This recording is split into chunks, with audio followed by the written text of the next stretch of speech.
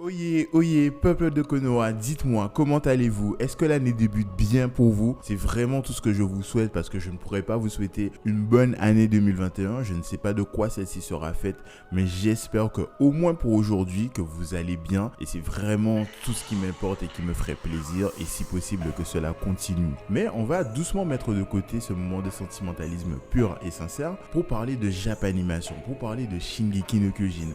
Parce qu'à la base, je devais vous sortir une vidéo dans laquelle je m'étais mise en marche pour conquérir le YouTube Game, le manga game. Je m'étais dit, ok, j'ai trouvé the question, the interrogation qui va tout bouleverser, même pourquoi pas remettre en cause Shingeki no Kyojin. Mais ne voilà-t-il pas, ça ne s'est pas du tout, mais genre pas du tout passé comme prévu. Et je m'en vais vous raconter cette histoire, alors installez-vous confortablement, on est parti. Ok, vous et moi, nous savons qu'une bonne histoire prend forcément place dans un bon contexte. Et le nôtre commence devant mon écran. Et là, je me dis, en vrai, il y a la saison 4 de Shingeki no Kyojin qui va sortir.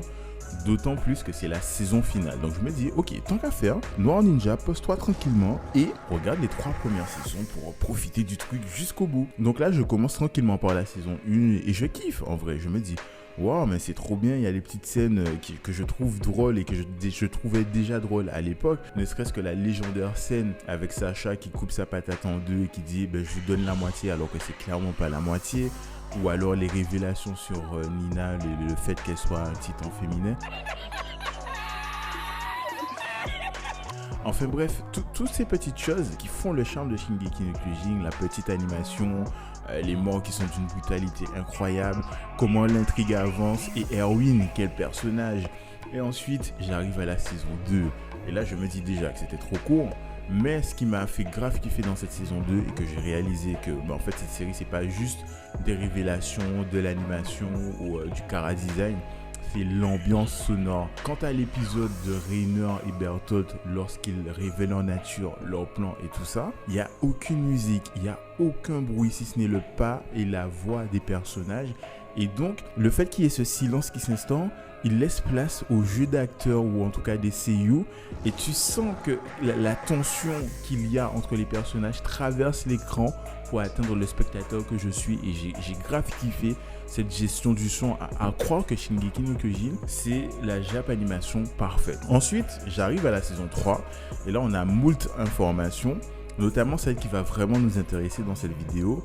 Comment naissent les titans? On apprend une chose, ce sont des humains à qui on injecte un produit dont on ne connaît pas encore le composant, en tout cas en anime, qui se transforme en titan. Dans la foulée, on apprend qu'il existe des titans primordiaux qui sont des titans avec des pouvoirs particuliers. Et dans la même foulée, on apprend qu'ils peuvent transmettre leurs pouvoirs et que la marche est ultra simple à suivre finalement. Il suffit que la personne qui souhaite recevoir les pouvoirs du titan primordial se transforme lui en titan normal pour ensuite manger le porteur de titan primordial. Et c'est là que ça fait tilt dans ma tête. Je me suis dit, mais en vrai, si on remonte quelques épisodes plus loin, d'ailleurs jusqu'à la saison 1, mais est-ce que Eren ne s'est pas fait bouffer par un titan? Pourquoi Eren, en fait, n'a pas été absorbé? Pourquoi son titan n'a pas été transféré à ce titan? Pourquoi ce titan n'est pas redevenu un être humain comme Ymir lorsqu'elle a mangé le collègue de Reiner et de Bertolt? Et là, je me suis dit, je tiens quelque chose. Et là, je fais ma vidéo. Là, je suis en mode, ah ouais, comme je vous le disais en introduction, en mode conquérant.